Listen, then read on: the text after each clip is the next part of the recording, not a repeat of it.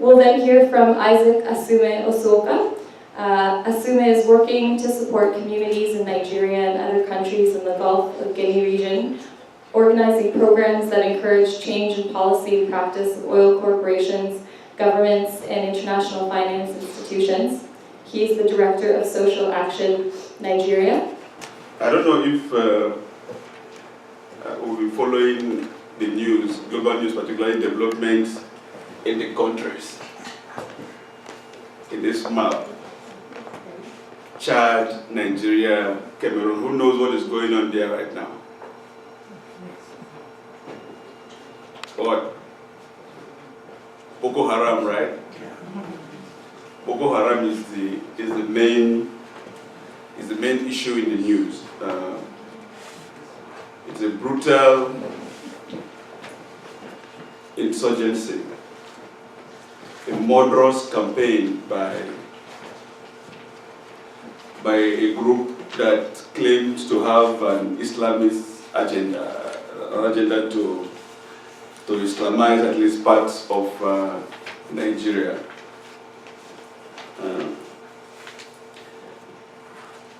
And the campaign of the Boko Haram insurgents or militants or terrorists, depending on who is describing them at any particular point in time, is the main factor influencing the politics of Nigeria today. The government is being judged mostly as to whether or not it's been effective in handling the threat of Boko Haram. The relationship that exists between Nigeria and Cameroon and Chad and Niger is being determined now by how they are able to work together or not in tackling the Boko Haram insurgency. Now, but if we look at the picture, we'll see that the four countries have a common border, and that border, the point of intersection used to be the middle of a lake, the Lake Chad, which was described as one of the great lakes of the world.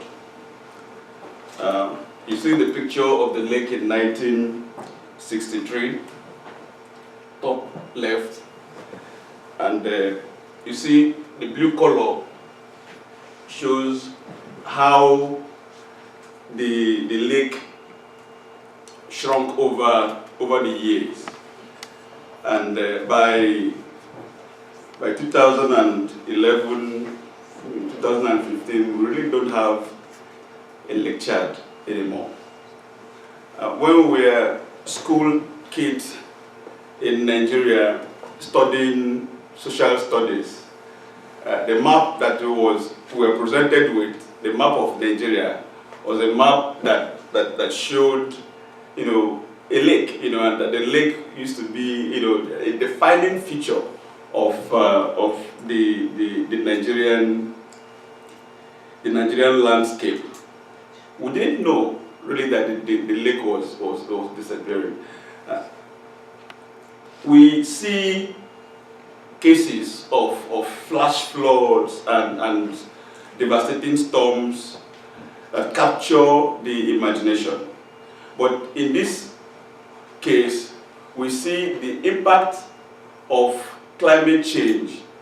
The gradual way, it happens, the devastation creeps in. And the result is that between 30 to 60 million people have lost their livelihoods because the Lake Chad used to serve as a lifeline for many communities. It was a source of water for agriculture, for fishing in particular. Herdsmen used to move their cattle from far away to graze around the Lake Chad basin, but all that is mostly gone.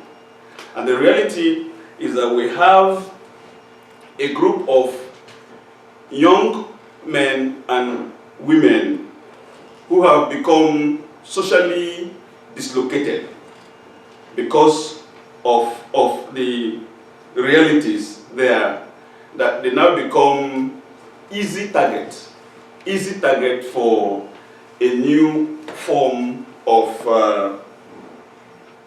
I don't know what to call it,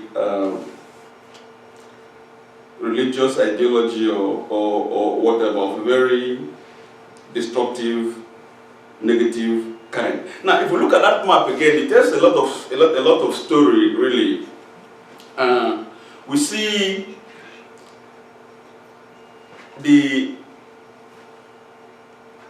Berlin Conference being operationalized. The Lake Chad was one of the major point of contention at a conference in Berlin, 1885, where Europe decided, to partition Africa among themselves. And so you see Chad, Niger as French territories, you see Nigeria as British territory, and Cameroon as a German territory. The big players in Europe all wanted to have a piece of the pie.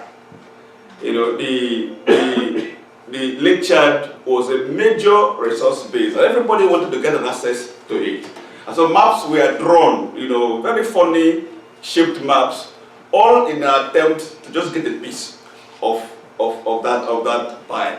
And in the process of doing that, they have created a situation where countries have been created in ways that agglomerate, ethnicities and nationalities, in ways that split, balkanize communities.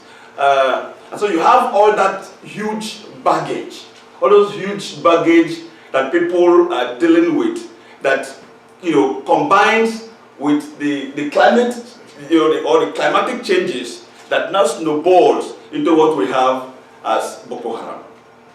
And so we see people talk about climate change and how to address climate change,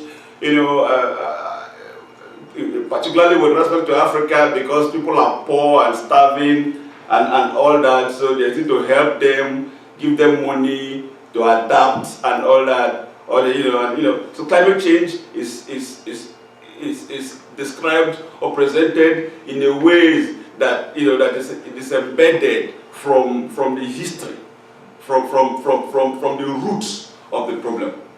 And then at another level, and I'm more interested in this presentation on mitigation, how to stop climate change, not just to adapt to the concrete, the serious issues that we're talking about here, but how to stop or reduce the emissions of greenhouse gases, how to mitigate climate change. And even at that, we see the same problem. The attempt to present the solution, the issue is carbon. There's carbon in the atmosphere, there's CO2, there are greenhouse gases. So the challenge is how to decarbonize the atmosphere. So there's an attempt to present carbon as something that is disconnected from history, from concrete, the realities.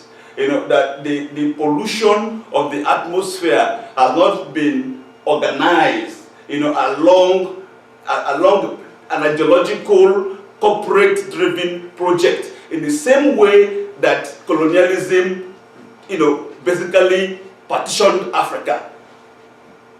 Africa was created by European corporations. The countries that you have in Africa were created by European corporations. You take Nigeria, for example, my own country, it was a specific project of the British Royal Niger Company, which created a company which established a government that was supported by the British Crown. and we live with all those baggages.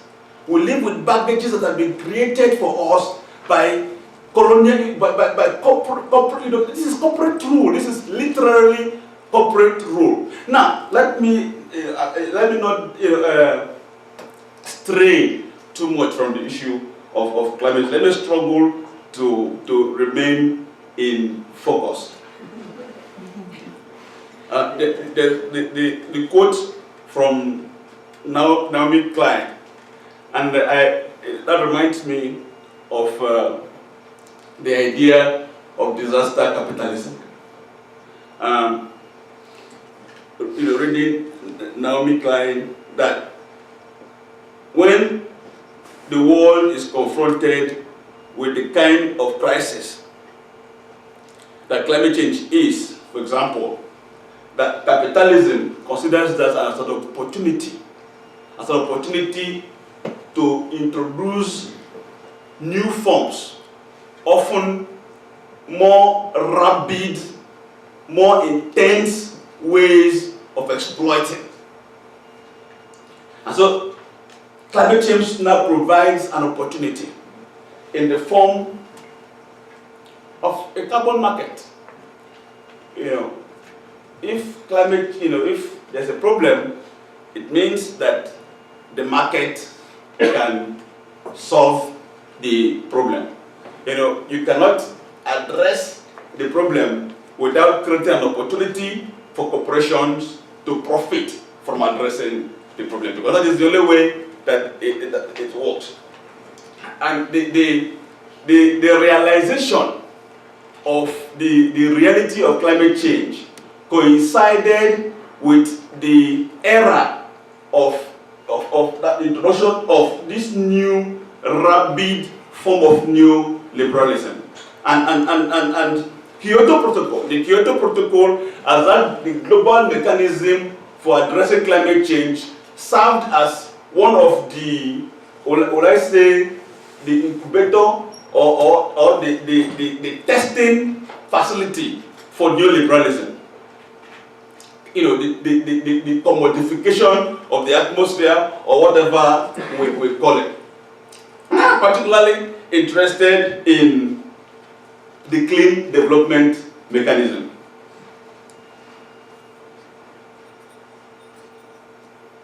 Which is one of the flexible mechanisms that were introduced as part of the Kyoto Protocol. I became interested in the clean development mechanism specifically because of gas flaring.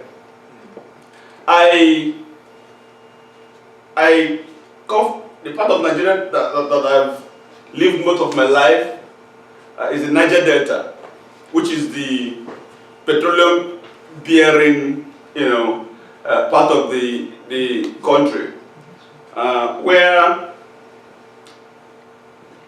60 years of petroleum exploitation has led to some of the worst devastations that you can imagine anywhere caused by man. Pollution, massive pollution, major oil spills that occur routinely, but essentially, but importantly, the flaring of associated gas that is associated, that is mixed with crude oil in the reservoir. Nigeria started producing petroleum under British colonial rule, and they determined in the late 50s, that that's the British, that there was no market for gas. They had a market for crude oil. And so what they did was to flare all the gas on the people. The reality, is acid rain. Because we flare gas with all the carbon dioxide and methane, it comes back down on the people, polluting the soil, the water, causing a lot of oil problems. You could see it physically, on the roof. People use a lot of iron sheets roofing sheets, you just put new iron sheet, aluminum sheet in a few months, the whole thing is corroded. You know, if you park a car, maybe there's a car broken down outside, you keep it parked outside, in a few weeks, you begin to see corrosion everywhere because of the acid rain coming from the gas flaring. But they now said, oh, okay, gas flaring is also a major contributor of greenhouse gas into the atmosphere. Because of gas flaring, the Niger Delta, is considered one of the main industrial complexes in the world producing CO2 emissions. And so something needed to be done to address gas flaring, which, by the way, is illegal in Nigerian laws. It's illegal in Nigerian laws. But the penalty for flaring gas is to pay a fine, which by oil company standard is paltry. So it's convenient to just flare, break the law, and pay the fine. But what they now discovered is that with the clean development mechanism, there is now an opportunity to make profit. So Shell or Chevron pollutes the atmosphere with gas flaring. And what the clean development mechanism says is that developed countries can meet their targets from Kyoto Protocol, their target by offsetting their emissions through promoting or investing in technology that reduces emission in the third world. So Chevron, as an American company, can claim that they have invested in technology to reduce gas flaring in Nigeria and get credit that could be sold elsewhere. Does that make sense? Some crazy system that doesn't take into consideration the need to actually reduce emissions, at source. The issue here is for the United States or for Canada or for the countries that are responsible for the bulk of the emissions to take concrete actions to reduce emission at source, principally through the reduction of the burning of fossil fuels.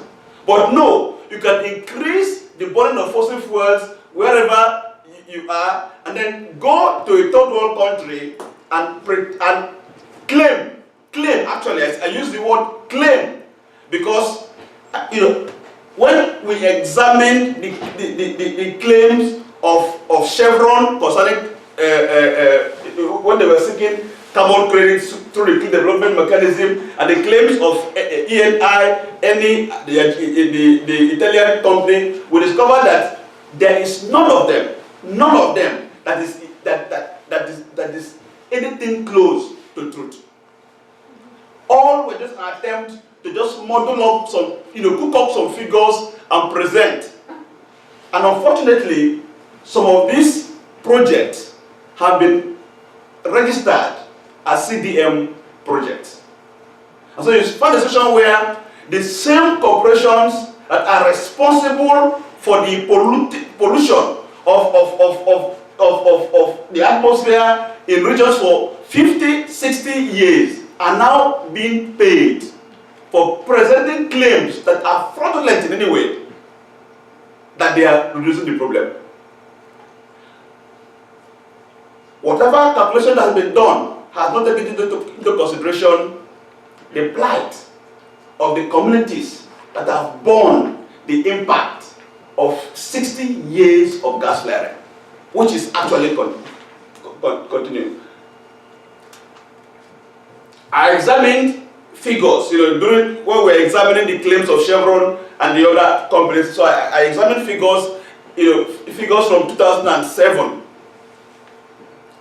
and discovered that even though the companies in Nigeria, the oil producing companies, were claiming collectively that they were flaring 37 or so % of the gas that they produce.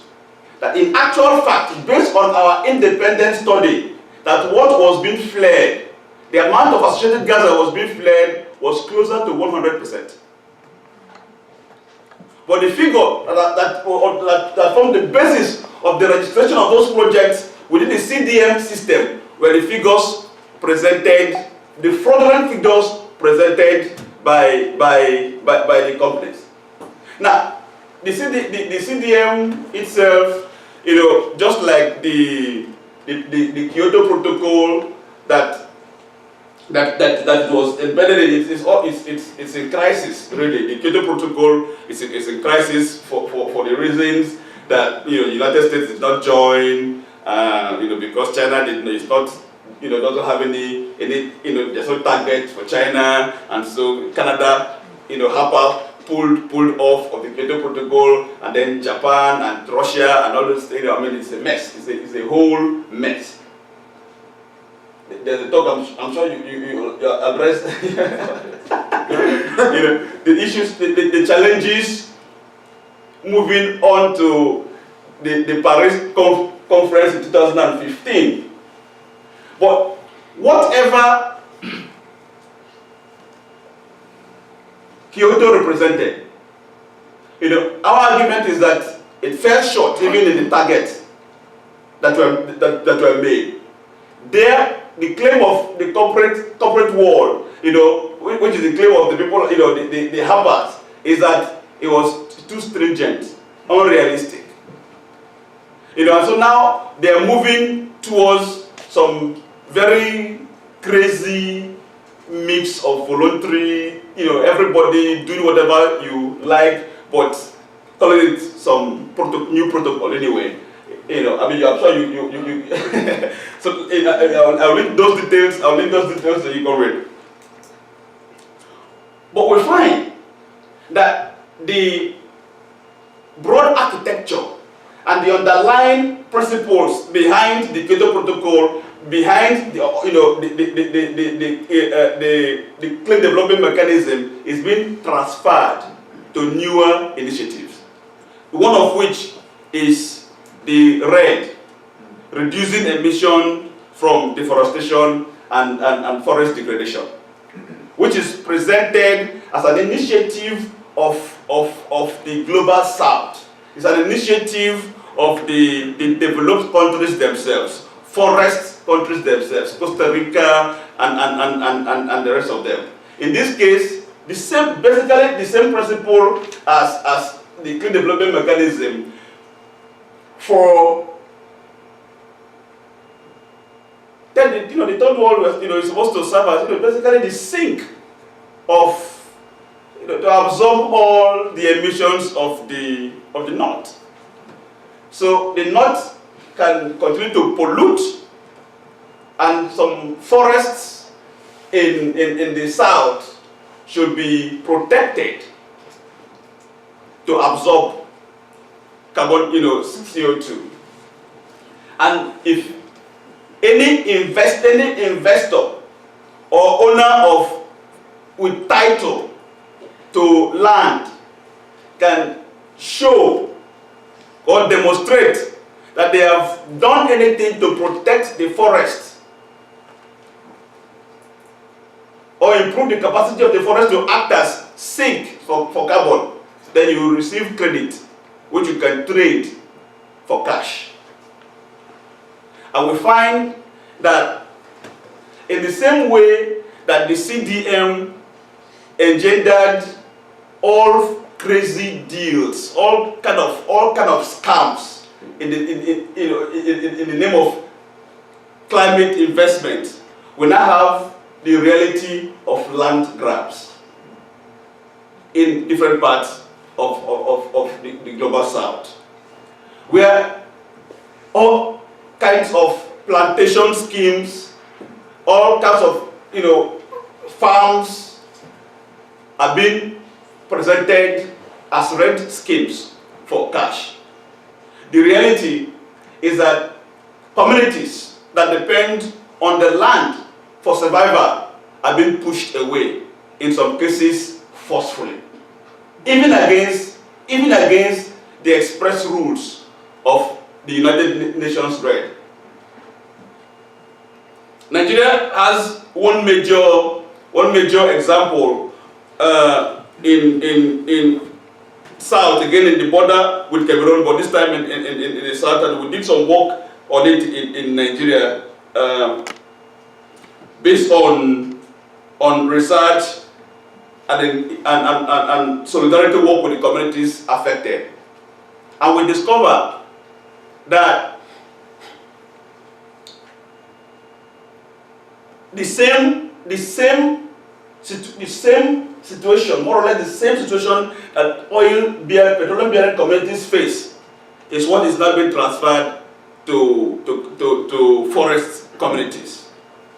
People are being pushed, basically prevented from accessing the forests for food, because the government has designated some forests as red forests because they're going to get cash from the United Nations system or from whatever carbon market that exists out there, without consultation, without even the members of the community don't even understand what this is about. You know, we know that in places like Brazil, people have been pushed away from the land, prevented from engaging in any activity in the forest, and their families are being paid, in some cases, $25 a month. You know, and then they have to spend half of that in transportation costs to try to get the money, which is nothing close to what they need, what they need for survival. We have a situation where this is being described as the new colonialism. New colonialism because in countries like South Sudan, there are all kinds of speculators are going to grab the land for red. Countries are now placed in a situation where they cannot determine their own development agenda.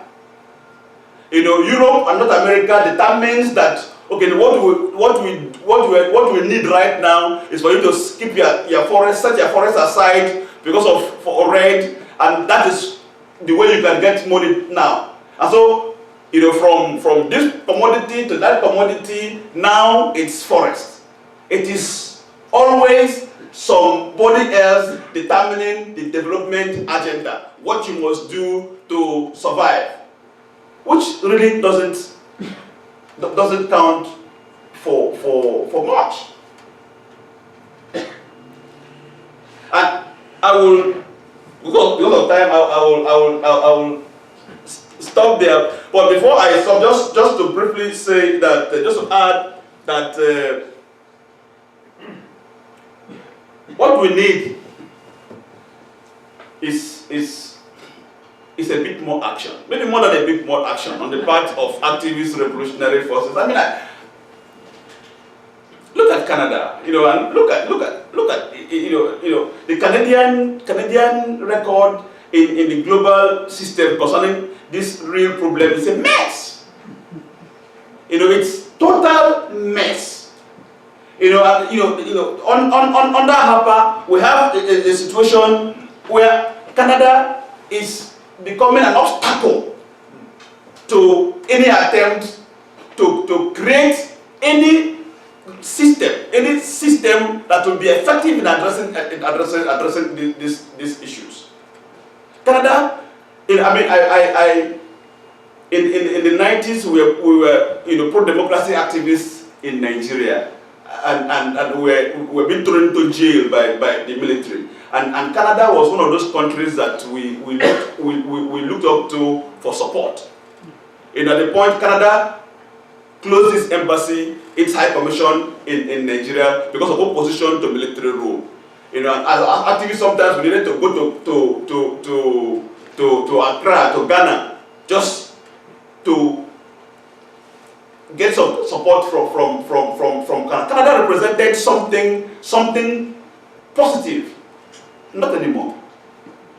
Today, Canada is just about trading.